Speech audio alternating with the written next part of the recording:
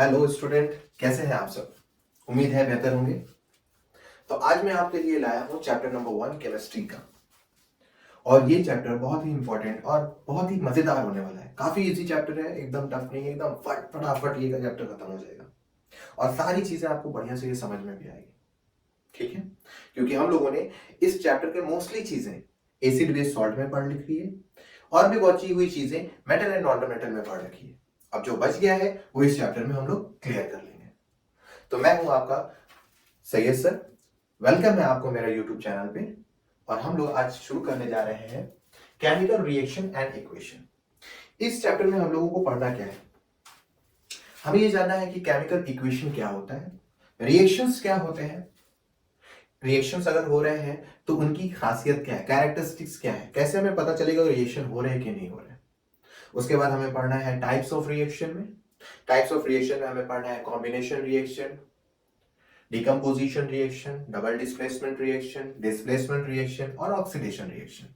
इनके बारे में डिटेल अच्छे से स्टडी करनी है। ठीक है, तो कॉपी पेन उठा लीजिए और एकदम इधर उधर जो भी डिस्ट्रैक्शन है उन्हें खत्म कीजिए, क्योंकि बोर्ड आपके सर पे है। ठीक है, और एकदम बढ़िया से एक नोट बनाइए। चलिए शुरू करते हैं। टॉपिक लगा दीजिए केमिकल रिएक्शन एंड इक्वेशन। तो क्या होता है केमिकल रिएक्शन एंड इक्वेशन, देखिए मान लेते हैं हमारे पास कोई एलिमेंट ए है। ठीक है, वो कंबाइन हो रहा है बी के साथ, कैसे, केमिकली। कैसे कंबाइन हो रहा है, केमिकली, और फॉर्म कर रहा है ए और बी। इस तरीके के सेटअप को जो हम लोग प्लस और एरो से इंडिकेट कराते हैं, इस तरह के सेटअप को हम लोग बोलते हैं केमिकल इक्वेशन।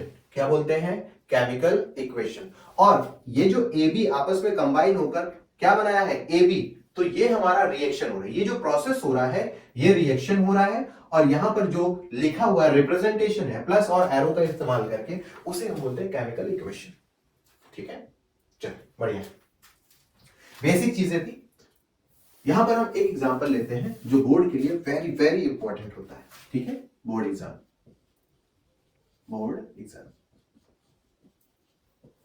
Very important.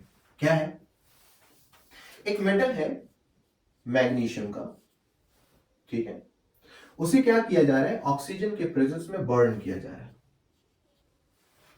ठीक है, अब देखिए मैग्नीशियम जो रिबन होता है उसके ऊपर अब उसकी खुद की एक ऑक्साइड होती है जो उसे प्रोटेक्ट करती है, जलने से बचाती है। हमें क्या करना है, मैग्नीशियम को ऑक्सीजन के प्रेजेंस में जलाना है ताकि हम उसका प्रोडक्ट बना सकें। तो हमें उसके लिए क्या करना होगा, मैग्नीशियम को जलाने से पहले, before burning the magnesium, we have to rub with the sandpaper. क्या करना होगा, सैंड पेपर से रब करना होगा। Rub the Mg ribbon by sandpaper। क्यों ऐसा करते हैं, टू रिमूव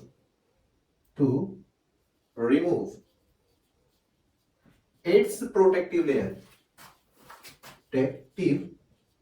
उसकी प्रोटेक्टिव लेयर को हटाने के लिए, ताकि वो क्या कर सके, जल सके। और उसकी खुद की प्रोटेक्टिव लेयर हुई होती है मैग्नीशियम ऑक्साइड। तो हम क्या करते हैं, इसको सैंड पेपर से एकदम बढ़िया से ऐसे रब कर लेते हैं और रब करने के बाद उसे आग लगा देते हैं। अब ऐसी सूरत में क्या होता है, एक व्हाइट डिजलिंग फ्लेम होता है। कैसा फ्लेम, याद रखिएगा, सारी पॉइंट्स को याद रखिएगा, हर एक पॉइंट इंपॉर्टेंट है, हर एक पॉइंट एग्जाम में इंपॉर्टेंट है। कौन से पॉइंट से वो सवाल बना देगा, रिएक्शन एग्जैक्टली सेम रहेंगे, लेकिन पॉइंट देखो क्या होती है, एक ऐसा मेटल जो ऑक्सीजन के प्रेजेंस में बर्न किया गया व्हाइट डिजलिंग फ्लेम में, और वो कोई और नहीं होता है, मैग्नीशियम होता है। कैसे होता है, व्हाइट डिजलिंग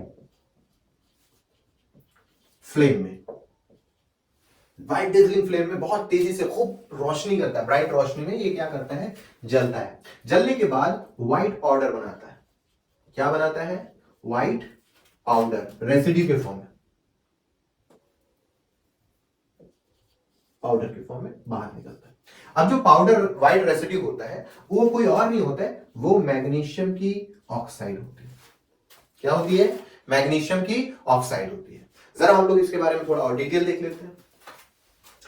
अब तुम लोग जरा याद करो, मेटल एंड नॉन मेटल में हम लोगों ने क्या पढ़ा रखा था, जिन लोगों ने नहीं देखा है वो मेरा यूट्यूब चैनल पे आप जाइए और यूट्यूब पे टाइप करिए Syed classes metal and non metal, आपको वहां पर अच्छे से बताया जा सकता है कि मेटल की केमिकल प्रॉपर्टी क्या क्या है, उनकी नेचर क्या है, कैरेक्टर क्या है। ठीक है, चलिए जो नहीं है यहाँ पे भी देख लीजिए, हम बता देते हैं क्या है, ध्यान से बारीकी से। मैग्नीशियम ऑक्साइड एक्चुअली ये है आपके मेटल की ऑक्साइड।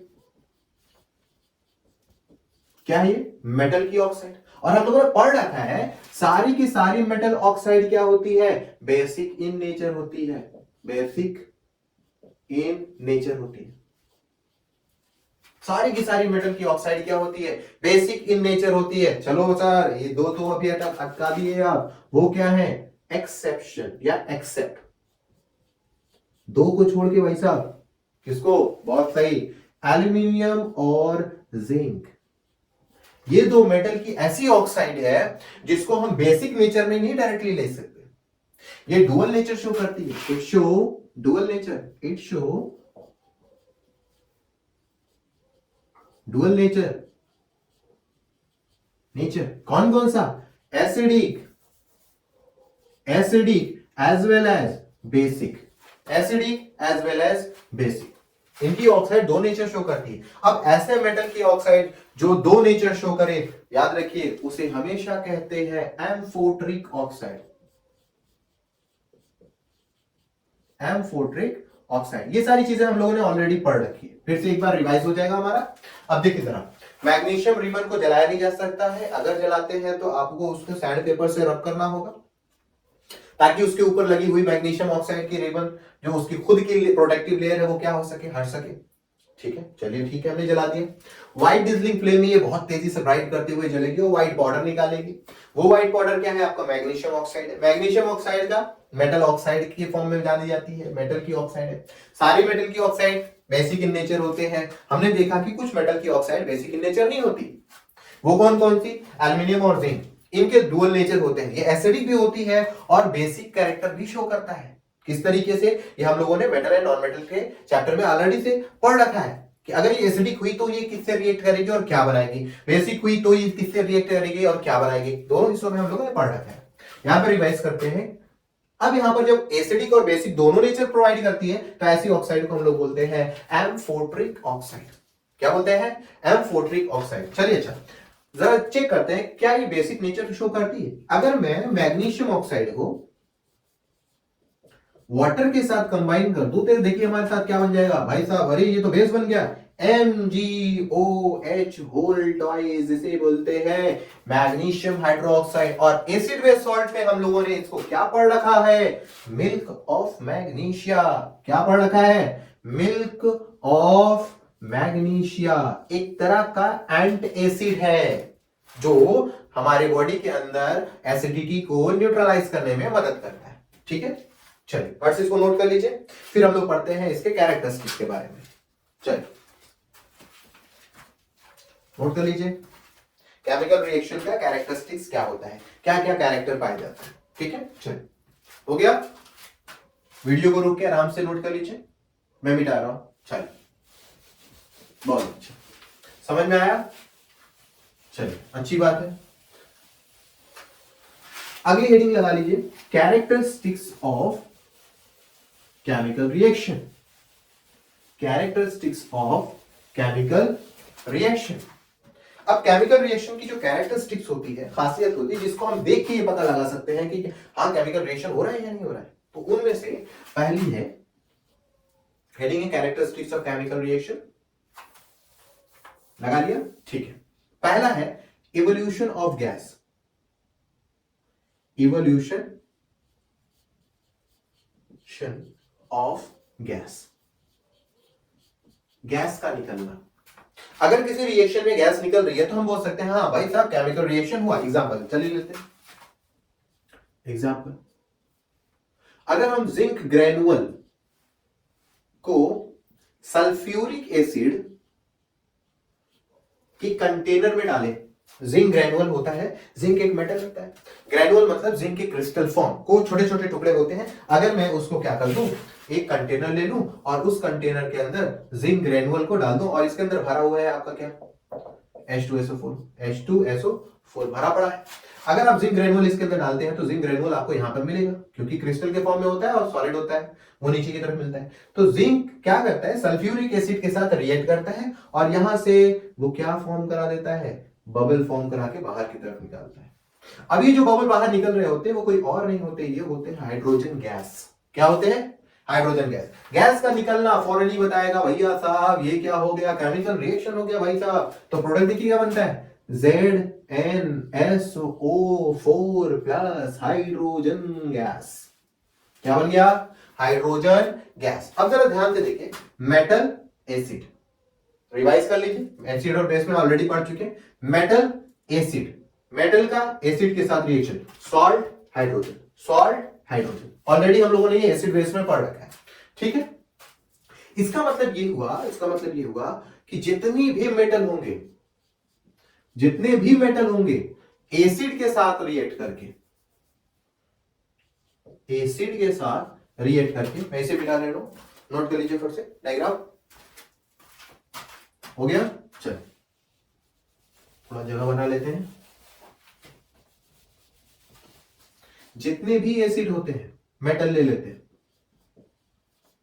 वो एसिड के साथ कौन कौन सी एसिड, HCl बोलो, H2SO4 बोलो, HNO3 नहीं भाई साहब, HNO3 नहीं, नो HNO3 नहीं। क्यों, क्योंकि हम लोग पढ़ चुके हैं कि HNO3 स्ट्रॉन्ग ऑक्सीडाइजिंग एजेंट होता है।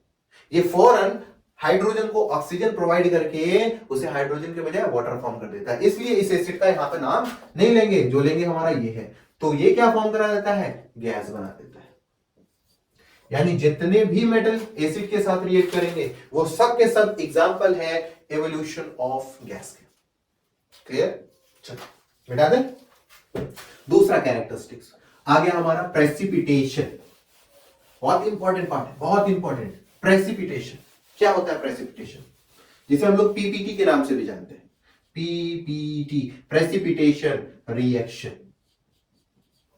प्रेसिपिटेशन रिएक्शन क्या होता है, प्रेसिपिटेशन रिएक्शन। अगर हम देखें प्रेसिपिटेशन रिएक्शन का डेफिनेशन, तो सॉल्यूशन में वो सॉलिड पार्टिकल्स जो डिसॉल्व नहीं हो सकता, जिसे हम सेपरेट करते हैं बाय फिल्टर पेपर या किसी तरीके से, सेडिमेंटेशन के प्रोसेस से भी कर सकते हैं, वो सॉलिड पार्टिकल, वो सॉलिड सब्सटेंस जो सॉल्यूशन में डिसॉल्व ना हो, जिसको हम सेपरेट करें, उस सेपरेट पार्टिकल को ही हम प्रेसिपिटेशन कहते हैं। प्रेसिपिटेट क्या करता है, सॉल्यूशन के अंदर कलर के फॉर्मेशन को बढ़ावा देता है। यानी अगर प्रेसिपिटेशन किसी जगह पे पाया जाता है तो वो सॉल्यूशन कोई ना कोई कलर शो करेगा। ठीक है, चलिए यहां पर देख लेते हैं कैसे क्या काम होता है।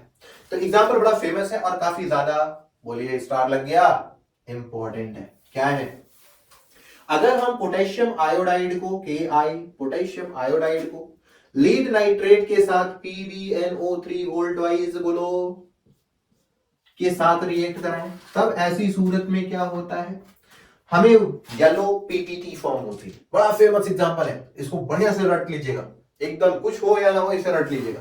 पोटेशियम आयोडाइड के साथ अगर लीड नाइट्रेट कंबाइन करें तो क्या होता है, येलो पीपीटी फॉर्म होता है, YeLLO, येलो पीपीटी। भाई साहब येलो पीपीटी फॉर्म होता है किसका, लीड आयोडाइड का, बोले तो लीड आयोडाइड PbI2।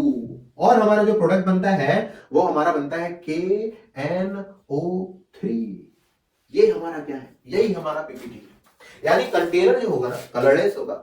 अगर मैं PbNO3 को Ki उसके अंदर डाल दूं तो हमें क्या देखने को मिलेगा, फौरन वो पीले कलर में कन्वर्ट हो जाएगा। ये पीला कलर क्यों हो रहा है, क्योंकि उसके अंदर पीले कलर के पार्टिकल्स पाए जा रहे हैं, सस्पेंडेड पार्टिकल्स पाए जा रहे हैं, जो सॉल्यूशन में घुल नहीं रही, जिसकी वजह से पूरा सॉल्यूशन हमें पीला दिखाई दे रहा है। क्लियर है, चलिए नोट कर लीजिए इसे फट से। बहुत बढ़िया, नोट हो गया, चल बढ़िया। तो ये रहा एग्जांपल हमारा पीपीटी रिएक्शन का। चलिए अगला हिस्सा हमारा है कलर चेंज का। कोई रिएक्शन अगर हम कराते हैं, कुछ भी ऐसा होता है, जैसे एग्जांपल के तौर पे आप ले सकते हैं आम, कच्चा आम है, धूप की रोशनी उसके ऊपर पड़ी, हीट हुआ जिससे उसका कलर पीले में कन्वर्ट हो गया। या लाल में कन्वर्ट हो गया, आम भी लाल भी मिल जाता है ना, पीले में कन्वर्ट हो गया, लाल में कन्वर्ट हो गया। तो ऐसी सूरत में कलर चेंज हो गया। मैं कहता हूं कलर वापस लेके आओ, आप आएगा नहीं, केमिकल प्रॉपर्टी है। तो इस रिएक्शन को, इस तरह के रिएक्शन को, जो कलर खुद का कोई कलर हो और वो फिर से किसी कलर में शो कर चेंज हो जाए, तो उसको बोलते हैं कलर का चेंज होना। यहाँ पीपीटी फॉर्म नहीं होता। पीपीटी फॉर्म सिर्फ उस जगह पर होगा जहां पर कलरलेस सॉल्यूशन और एक नया कलर है। अगर कोई कलर फिर दूसरा कोई कलर दे दे तो दोनों के दोनों पीपीटी होते हैं, तो फॉर्मेशन तो हुआ नहीं। ठीक है, तो यहां पर हम एक कैरेक्टरिस्टिक्स को हटाते हैं जो कि कलर के फॉर्मेशन में है, ऑलरेडी हम लोग कलर फिर ले लेते हैं, इससे कोई एग्जाम चाहता नहीं। अब जो आगे पढ़ते हैं वो है हमारा टेम्परेचर। क्या पढ़ेंगे? टेम्परेचर चेंज में एक कैरेक्टरिस्टिक्स टेम्परेचर चेंज की। चलिए अच्छा देख लेते जरा। अगर हम टेम्परेचर चेंज के बारे में बात करें तो हमें ये दो चीजें यहां पे देखने को मिलेंगी। पहली, एंडोथर्मिक, एंडोथर्मिक। दूसरा जो आती है वो आती है एक्सोथर्मिक। क्या होता है? एक्सोथर्मिक रिएक्शन, REACTION, यहां पे हो गया रिएक्शन। ठीक है, चलो। एंडोथर्मिक रिएक्शन, एक्सोथर्मिक रिएक्शन, ये क्या है? ये parts of a temperature change है। कोई रिएक्शन हो रहा है, ठीक है, कोई रिएक्शन हो रहा है और उस रिएक्शन होने के दौरान अगर मैं कंटेनर को टच करूं, कंटेनर को क्या करूं? टच करूं, और अगर मुझे लगे कि कंटेनर गर्म हो रहा है तो हम ये जान जाएंगे कि उस कंटेनर ने अपने अंदर से हीट को बाहर निकाला। अगर कोई अपने अंदर से हीट को बाहर निकालता है वो कैटेगरी कहलाती है exothermic reaction, release of heat, release of energy. ठीक है, रिमूवल ऑफ एनर्जी, किस फॉर्म में? हीट के फॉर्म में। रिमूवल ऑफ एनर्जी हीट के फॉर्म में होगा। ठीक है, एग्जांपल देख लेते हैं। हमारे पास है चूना, जिसको हम लोग जानते हैं CaO, कैल्शियम ऑक्साइड। ठीक है, लाइम या क्विक लाइम से भी इसको जानते हैं, लाइम या क्विक लाइम से। कैल्शियम ऑक्साइड हमने ले लिया और इसे डाल दिया वाटर में। क्या हुआ? चूना ले लिया सूखा सफेद और उसे पानी में डाल दिया। क्या देखने को मिला? कुछ देर के बाद पानी पकना शुरू कर दिया। अगर हम कंटेनर को टच करेंगे हमें ज्यादा से ज्यादा हीट महसूस होगी। इसका मतलब क्या है? इसने क्या किया? अपने अंदर से हीट को बाहर निकाल दिया भाई साहब। बनाया क्या? देखो, CaOH का होल ट्वाइस बना लिया। अब इस तरह के रिएक्शन को जिसमें क्या हो गई? हीट बाहर की तरफ निकल गई, कहलाई एग्जांपल ऑफ एक्सोथर्मिक रिएक्शन। ठीक है, इसे एक और नाम से जानते हैं, इसका कॉमन नेम है लाइम वाटर। कलरलेस होता है, ठीक है, लाइम वाटर होता है। क्लियर है इतना? नोट कर लीजिए फट से। हो गया? चलो अब देखते हैं एंडोथर्मिक। एक्सोथर्मिक में और भी बहुत सारे एग्जांपल है। जैसे अगर मैं कहूं ऑल कॉम्बिनेशन रिएक्शन, ठीक है, ऑल कॉम्बिनेशन रिएक्शन क्या होते हैं? Exothermic reaction. तो क्या गलत है? बिल्कुल नहीं गलत है। देखो क्या होता है, मैग्नीशियम रिबन को ऑक्सीजन के प्रेजेंस में क्या कर दो? जला दो। जैसे ही आप जलाओगे बनेगा क्या? MgO, magnesium oxide. ऐसा करते वक्त व्हाइट डिजलिंग फ्लेम निकलेगी, खूब ढेर सारी आग निकलेगी, तो आसपास में हीट क्लियर हो जाएगी। सीधी सी बात। कार्बन को ऑक्सीजन के प्रेजेंस में, लकड़ी वकड़ी होती है, ऑक्सीजन के प्रेजेंस में उसको जला दो, बना देगा धुआं CO2 और हीटनेस उसमें से भी निकल जाएगी। तो ये एक एग्जांपल है किसका? एक्सोथर्मिक रिएक्शन का, जिसमें कैटेगराइज किया जाता है कि सब के सब क्या है? डिकम्पोजिशन रिएक्शन, या जितने भी कॉम्बिनेशन रिएक्शन है वो सब के सब क्या है? Exothermic reaction. या हम कह सकते हैं कंबक्शन रिएक्शन। जितने कंबक्शन रिएक्शन है वो भी किस कैटेगरी में आते हैं? बोलिए, एक्सोथर्मिक रिएक्शन में आते हैं। ठीक है, बहुत बढ़िया। एक और पॉइंट यहां पर, फोटोसिंथेसिस। फोटोसिंथेसिस,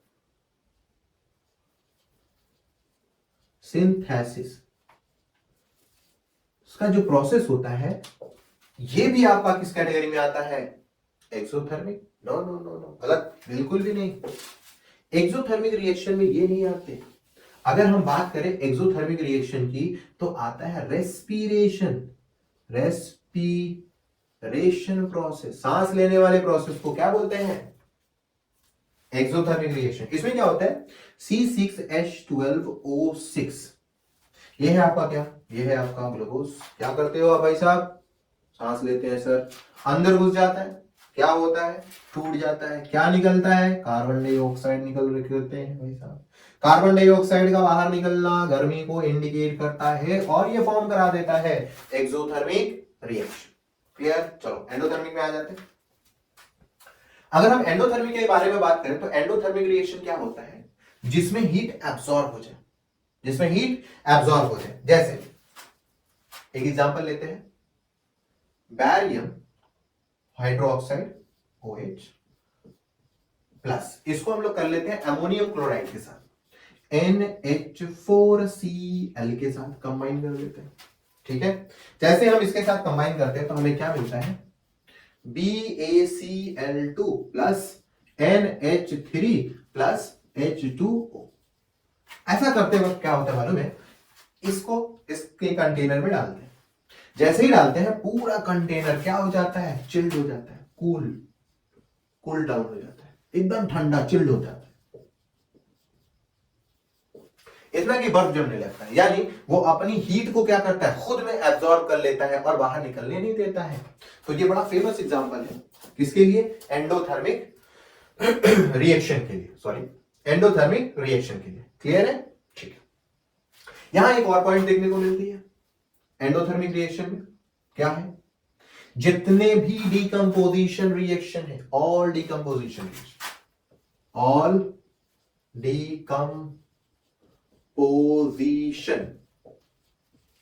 RENX रिएक्शन या REXN reaction, all decomposition reaction किस कैटेगरी में आते हैं? ये सब के सब एंडोथर्मिक रिएक्शन में आते हैं। वो टूटते हैं पर एनर्जी को बाहर नहीं निकालते। ठीक है? चलिए, तो ये हमारी होगी कैरेक्टरिस्टिक ऑफ केमिकल रिएक्शन के बारे में। क्लियर है? तो इसे फर्स्ट से नोट कर लीजिए बढ़िया से। अगली टॉपिक जो हम लोग पढ़ने जाएंगे वो क्या होगा? Balancing of chemical reaction. ठीक है? किस तरीके से हम केमिकल रिएक्शन को बैलेंस करते हैं। बहुत प्रॉब्लम होता है बच्चों को कि सर बैलेंस किस तरीके से किया। बड़ा सिंपल है, आसान सा है, कोई भी टिपिकल के करने की जरूरत नहीं है, छोटी सी एक पॉइंट है, दिमाग में सेट करना। ठीक है? अपने आप हो जाएगा। चले बिठा दे। गुड। चलिए, balancing of chemical reaction, heading लगा लीजिए, बैलेंसिंग ऑफ केमिकल रिएक्शन। अब बैलेंसिंग ऑफ केमिकल रिएक्शन में आपको क्या करना है? एक रूल्स को फॉलो करना है। क्या करना है? एक रूल फॉलो करना है। चलिए, अगर रूल फॉलो देखा जाए तो हमें क्या रूल फॉलो करने होते हैं? जैसे बैलेंसिंग रूल, बैलेंसिंग रूल, इसी को फॉलो करते हुए पहला करना है आपको, right the equation in suitable way. Proper तरीके से इक्वेशन को लिखना जरूरी है। Number 2, balance the metal. Reaction में जो मेटल हो उनको सबसे पहले बैलेंस कर दो। Number 2, balance non metal. Non metal को बैलेंस कर दो। अब नॉन मेटल में क्या नहीं बैलेंस करें? एक्सेप्ट हाइड्रोजन एंड ऑक्सीजन, इन्हें बैलेंस नहीं करना। थर्ड स्टेप में जब ये बैलेंस हो जाए तब क्या करो? Balance the oxygen. फिर सबसे लास्ट में क्या करो? Balance the hydrogen. ठीक है? इस तरीके से स्टेप बाय स्टेप इसको फॉलो करो, कोई भी इक्वेशन हो आराम से बैलेंस हो जाएगा। अभी एग्जांपल में देखते हैं, करते हैं। नोट क्या है? Import. Check the previous changes and go ahead, do it again, do again and again. क्या मतलब है? एक स्टेप आपने बैलेंस किया मेटल को, ठीक है, आपने दूसरा स्टेप अप्लाई किया, नॉन मेटल को बैलेंस कर लिया। अब नॉन मेटल में हाइड्रोजन और ऑक्सीजन को आपने टच नहीं किया, नॉन मेटल बैलेंस हो गया। आपको क्या करना है? पिछला जो आपने चेक किया था, पिछला जो आपने बैलेंस किया था, उसे क्या करो, फट से प्रीवियस को चेक करो। क्या आप दूसरे स्टेप में यानी नॉन मेटल को बैलेंस करते वक्त कहीं मेटल तो अनबैलेंस नहीं हो गया? यानी हर एक स्टेप को आगे बढ़ने से पहले, जैसे आपने कोई स्टेप फॉलो किया, आपने नॉन मेटल को बैलेंस किया, आपको आगे जाना है, बैलेंस करना है ऑक्सीजन को, तो आगे ऑक्सीजन को बैलेंस करने से पहले पहुंच जाओ फिर से पीछे, देखो मेटल बैलेंस है या नहीं बैलेंस है। अगर मेटल बैलेंस है तो ऑक्सीजन पे जाओ, फिर हाइड्रोजन पे जाना है तो ऑक्सीजन को देखो, फिर उसके बाद नॉन मेटल को देखो। यानी हर स्टेप पीछे जाके आपको ये चेक करना है कि आपके नंबर लगाने से क्या कोई बैलेंस अनबैलेंस हो तो नहीं गया। ठीक है, ये फॉलो करिए नोट्स को, इसको रूल्स को फट से नोट कर लीजिए। इक्वेशन हम लोग देखते हैं, सॉल्व करते हैं, एग्जांपल्स देखते हैं 3-4 और हम लोग प्रैक्टिस करते हैं। ठीक है,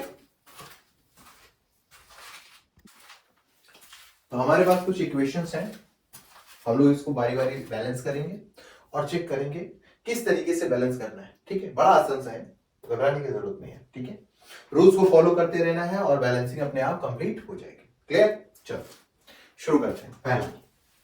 पहले किसको बैलेंस करना है? पहले बैलेंस करना है आपको मेटल को। किसको बैलेंस करना है? मेटल को। अब जरा देखो, सोडियम यहां पर मेटल, यहां सोडियम मेटल। ध्यान रखिएगा हम नंबर जो लगा रहे हैं वो कहां पे लगा रहे हैं। ठीक है, देखते रहिएगा, वहीं पे लगाना है आपको। सोडियम मेटल है, यहां सोडियम मेटल। सोडियम कितना है? सोडियम यहां पर 2 है और यहां सोडियम 1 है। तो 2 करने के लिए हम क्या करें, यहां पर 2 लगाएंगे, फौरन गलत हो जाएगा। इसलिए जो कोई भी चेंजिंग आपको करनी है वो हमेशा उस एलिमेंट के पहले, उस कंपाउंड के पहले करनी है। जो भी नंबर आपको लिखना है उस एलिमेंट से पहले या उस कंपाउंड से पहले नोट करना है। तो सोडियम यहां पर 2 है तो हमने कर दिया 2, सोडियम इधर इधर, आपस में क्या हो गए, बोलो बराबर। ठीक है, फिर हमें पास किसके पास जाना है? नॉन मेटल के पास, एक्सेप्ट हाइड्रोजन और ऑक्सीजन नहीं है भाई इसके पास। चलो ठीक है, अब किसके पास? थर्ड स्टेप, हमको जाना है ऑक्सीजन के पास। ऑक्सीजन को देख लेते हैं, क्या दिक्कत है भाई ऑक्सीजन, जरा बताओ। प्रोडक्ट में ऑक्सीजन जो है वो 1 है, रिएक्टेंट में ऑक्सीजन हो गए 2। क्या करें क्या करें क्या करें क्या करें? इस ऑक्सीजन को 2 कर देते हैं, हो गया हमारा 2। ठीक है, अब कोई और बचा हाइड्रोजन नहीं। लेकिन हमने क्या बताया, हर बार जितनी बार भी आप बैलेंस करते हो प्रीवियस स्टेप जरूर से चेक करना है। जरा ध्यान दो, ऑक्सीजन को बैलेंस करते वक्त हमने सोडियम को कितना कर दिया, 2 जा 4 कर दिया। लिखा हुआ नंबर सबके साथ मल्टीप्लाई, 2 जा 4 कर दिया। अरे भाई साहब यहां हो गई गड़बड़ी, Na। तो हम क्या करेंगे, इसको फट से मिटाएंगे और यहां लगा देंगे 4। अब देखेंगे क्या ये बैलेंस हो गया। ठीक है, आसान है। सोडियम में पहले हमने 2 लगाया क्योंकि यहां पर 2 था। जरा एक बार फिर से चेक करिए, सोडियम में हमने क्या लगाया, पहले 2, सॉरी पहले लगाया यहां पर 2, सोडियम हो गया बैलेंस। ऑक्सीजन को बैलेंस करने के लिए यहां पर लगाया हमने 2, सोडियम हो गया 4, तो हमने यहां का ये हिस्सा मिटा के यहां पे कर दिया 4। ठीक, चलिए दूसरे पे आते हैं। Magnesium, magnesium metal balance already. चलो ऑक्सीजन यहां पर 2, यहां पर ऑक्सीजन 1। भाई साहब क्या करते हैं, ऑक्सीजन को डबल कर दे, यहां लिख देंगे, हो जाएगा गलत, तो शुरुआत में कर देते हैं 2, हो गया। ऐसा करने से जरा देखो मैग्नीशियम में डिस्टर्बेंस पैदा हो गई। मैग्नीशियम कह रहा है भाई साहब आपने उधर की तरफ डिस्टर्ब कर दिया, हमें भी 2 करो। तो रिएक्टेंट साइड क्या चिल्ला के बोलता है, यहां पर लिख दो हमारे साथ Mg2। जरा देखो मैग्नीशियम 2, मैग्नीशियम 2, ऑक्सीजन 2, ऑक्सीजन 2। देखो जरा, देखो देखो इसको, ये 2 सबके साथ एलिमेंट कंपाउंड जिसके भी अंदर लिखा रहेगा, अगर शुरुआत में 2 लिख दिया गया वो पूरे कंपाउंड के साथ क्या होगा, मल्टीप्लाई। याद रखना भाई साहब, ऐसा नहीं है कि ऑक्सीजन अभी भी 2 है, बाहर लिखा हुआ नंबर 2, इसका मतलब सबके साथ हो गया। ठीक, चलिए आगे करते हैं। हमारे पास यहां मेटल जरा देखिए, बड़ा इंपॉर्टेंट, बड़ा अच्छा है ना, एक मजेदार आ गया, सिंपल सिंपल था। यहां एल्यूमिनियम 1, यहां एल्यूमिनियम 2। पहला काम बताओ क्या करें, बहुत बढ़िया, इसको फट से क्या करो, 2 से मल्टीप्लाई कर दो। ठीक है, एक काम आप ये भी कर सकते हो, वीडियो को रोककर सारे इक्वेशन को सॉल्व कर सकते हो और अपने आंसर कमेंट में डाल सकते हो। ठीक है, फर्स्ट से वीडियो को रोकिए और इसको सॉल्व करने की कोशिश करिए, ठीक है। जो आंसर आए आप उसको कमेंट में करिए। हो गया, चलिए मैं करता हूं। एल्यूमिनियम 2, चलो बैलेंस हो गया भाई साहब। किसके पास जाए? नॉन मेटल के पास है नहीं, तो हाइड्रोजन और ऑक्सीजन के पास जाएंगे। चलो भाई ऑक्सीजन देख लेते हैं। ऑक्सीजन यहां पर है आपका 3 2 6, यहां पर ऑक्सीजन 3, ब्रैकेट में O और H दोनों 3 है और बाहर लगा 2, 3 2 6, ऑक्सीजन हो गया 6। चलिए अच्छा देखिए जरा, यहां पर ऑक्सीजन कितना है? 3, हमें लाना है 6। क्या करते हैं बताइए, क्या कर दिया जाए? अगर मैं यहां पर 3 से मल्टीप्लाई कर दूं तो ऑक्सीजन मेरा कितना हो गया? 3 ऑक्सीजन इधर, 3 ऑक्सीजन इधर, 6 ये हो गया। 3 ऑक्सीजन ये, 3 2 6 ऑक्सीजन ये हो गए। हो गया, देखिए इस 2 का मल्टीप्लाई हो जाएगा 3 के साथ, अब हो जाएगा 6 हाइड्रोजन 6 ऑक्सीजन। समझ में आया सबको? चलो बढ़िया है, हमारा हो गया ऑक्सीजन बैलेंस। अब बात आई हाइड्रोजन की। हाइड्रोजन को जरा देखो कितना है, हाइड्रोजन को देखो जरा। हाइड्रोजन यहाँ 3 2 बोलो 6, 3 2 6, करेक्ट। हाइड्रोजन यहां पर भी कितना है? 6, यानी हमारा हो गया बैलेंस। अब जिनका आंसर सही है खुशियां मनाओ भाई, ठीक। चलो क्वेश्चन नंबर 4 पे आते हैं। आप वीडियो रोकिए, इसको भी बैलेंस करिए, कोशिश करिए। जब तक आप अपने हाथ से ये काम नहीं करते तब तक आपको नहीं आने वाला है। प्रैक्टिस बहुत जरूरी है, ठीक है। वीडियो रोकिए, इसको सॉल्व करिए, कमेंट्स में अप्लाई करिए, ठीक है। चलिए हो गया, मैं करूं? चलिए शुरू करते हैं। सबसे पहले मेटल को ढूंढो, मैग्नीशियम, मैग्नीशियम बैलेंस। चलो भाई एक एक हो गए, निपट गए। अब इसमें नॉन मेटल आ गया, क्लोरीन, यहां क्लोरीन 2, यहां क्लोरीन 1। क्या कर दो भाई साहब, इस क्लोरीन में 2 से मल्टीप्लाई, हो गया काम खत्म, आसान एकदम। क्लोरीन से मल्टीप्लाई करने पर मैग्नीशियम में कोई चेंजिंग नहीं देखने को मिली, यानी हम आगे बढ़ सकते हैं। अब किसकी बारी? बारी है ऑक्सीजन की। ऑक्सीजन कितना? 2, यहां ऑक्सीजन अकेला बंदा पड़ा है, क्या कर दो 2 से निपटा लो इसको। ऑक्सीजन हो गया कितने? 2। अब बात किसकी आई? देखो मैग्नीशियम और क्लोरीन में कोई डिस्टर्बेंस नहीं हुआ हाइड्रोजन को बैलेंस करते वक्त, तो अब बात आई हाइड्रोजन की। हाइड्रोजन यहां पर 2 और यहां 2, 2 2 2 और 2 प्लस कितने हो जाएंगे? 4। यहां आओ, 2 2 4, यानी ये क्या हो गया? बैलेंस। शाबाश, हो गया काम खत्म। चलो इसमें आते हैं। आयरन है आपका मेटल, यहां आयरन देखो मेटल है, यहां पर 2, यहां पर कितने हो जाएंगे? 2 कर लो भैया, क्लियर। चलो जरा देखिए इसमें ऑक्सीजन कितना? ऑक्सीजन है यहां पर, बोलिए कितना? ऑक्सीजन है यहां पर 2 और यहां पर है 3, even and odd, even and odd मिल रहा है ना। तो आपको क्या करना है, इधर ऑड से मल्टीप्लाई कर दो, इधर इवन से मल्टीप्लाई कर दो, काम खत्म। देखो कैसे, जब कभी भी इवन ऑड मिले तो इवन वाली साइड ऑड से मल्टीप्लाई कर दो, ऑड वाली साइड इवन से मल्टीप्लाई कर दो।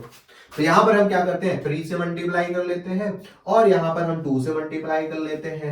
हमारा काम ऑक्सीजन का बैलेंस 3 2 6, 2 3 6 खत्म। लेकिन आयरन भाई साहब चिल्ला पड़े, हमको आपने 4 कर दिया, रिएक्टेंट साइड की तरफ 4 नहीं है, तो अब क्या करो, 4 से मल्टीप्लाई कर दो, मामला सब ओके, ठीक है। फर्स्ट इसको नोट कर लीजिए, कुछ क्वेश्चन आपको इसमें होमवर्क दे देंगे, आप उसकी प्रैक्टिस करिए, ठीक है। फर्स्ट इसको नोट करिए, बहुत बढ़िया।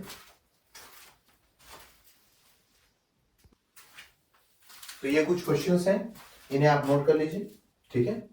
बैलेंसिंग के क्वेश्चन है, ये आपके होमवर्क है, प्रैक्टिस के लिए क्वेश्चन है। इनके आंसर जो भी आए आप इसको कमेंट्स में रिप्लाई कर सकते हैं।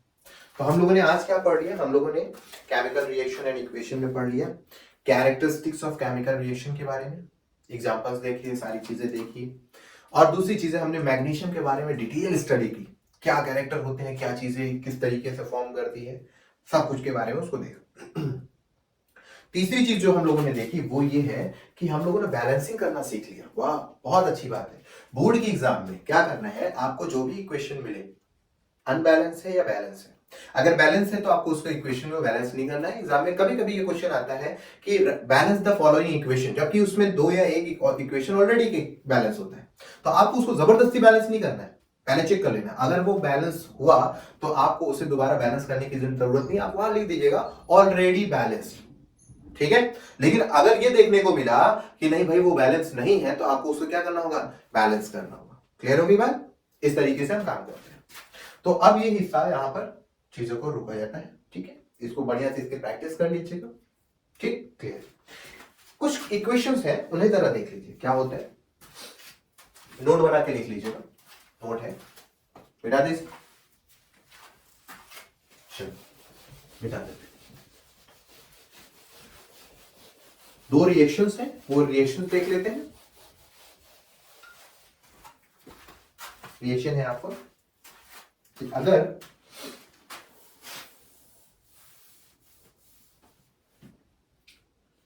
KClO3 पोटेशियम क्लोरेट को हीट किया जाए, क्या किया जाए, हीट किया जाए in the presence of a catalyst MnO2, तो ये टूट के हमें क्या देंगे, ये हमें देते हैं KCl प्लस O2, ठीक है। इंपॉर्टेंट है, पोटेशियम क्लोरेट अगर इसे हीट किया जाता है in the presence of a catalyst MnO2, तब ये क्या करेंगे, KCl फॉर्म कराएंगे और ऑक्सीजन, ठीक है। ये भी एक इक्वेशन आपको मिल सकता है बैलेंस करने के लिए, जरा ध्यान दीजिए।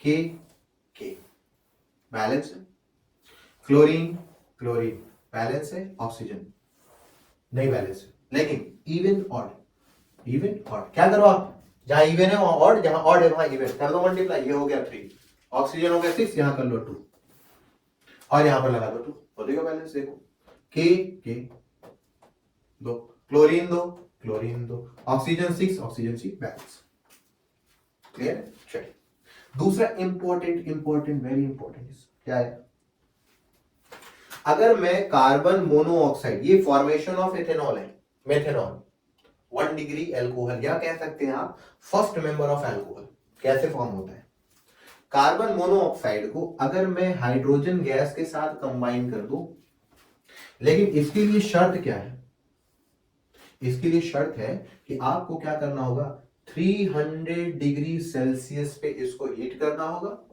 और टेम्परेचर भी 300 डिग्री और प्रेशर 300 atm रखना होगा। इंपॉर्टेंट है। साथ ही में इसके कैटलिस्ट लगाना होगा आपको जिंक ऑक्साइड की प्लस क्रोमियम ऑक्साइड की CrO3 की, ठीक है। अगर आप ऐसा करते हो तो अल्कोहल का फर्स्ट मेंबर शुरू से बन जाता है, और वो क्या है, CH3OH का फॉर्मेशन होता है। नाम इसका क्या, मेथेनॉल, ठीक है। तो ये दो रिएक्शन बड़ी इंपॉर्टेंट रिएक्शन है, बहुत इंपॉर्टेंट रिएक्शन है, ट्रिपल स्टार लगा देते हैं भाई साहब, ठीक है। ये दो इंपॉर्टेंट रिएक्शन, इन्हें नोट कर लीजिएगा, इन्हें लर्न कर लीजिएगा कि अगर मुझे मेथनॉल बनाना हो, कार्बन का कंपाउंड यानी कोवेलेंट कंपाउंड फॉर्म कराना हो, ऑर्गेनिक कंपाउंड फॉर्म कराना है, तो हम क्या कर सकते हैं, कार्बन मोनोऑक्साइड में हाइड्रोजन को ऐड कर दो। ऐसा करने के लिए 300 डिग्री सेल्सियस टेम्परेचर ले लो और 300 atm ले लो। कैटलिस्ट में आपको लिखना होगा जिंक ऑक्साइड और क्रोमियम ऑक्साइड और ये काम हो जाएगा। जरा देखो बैलेंस है क्या, carbon carbon balance, oxygen oxygen balance, hydrogen 3 1 4 14 भैया यार 2 से मल्टीप्लाई हो गया बैलेंस, ठीक है, क्लियर। इसे नोट कर लीजिए, ठीक है, फट से। चलिए तो यहां पर ये आज का लेक्चर एंड होता है। अगले हम लोग जो पढ़ेंगे, इसके बाद जो हमारा लेक्चर रहेगा वो हम लोग पढ़ेंगे types of a chemical reaction, ठीक है। इसको अच्छे से पढ़िएगा, तब तक के लिए टेक केयर।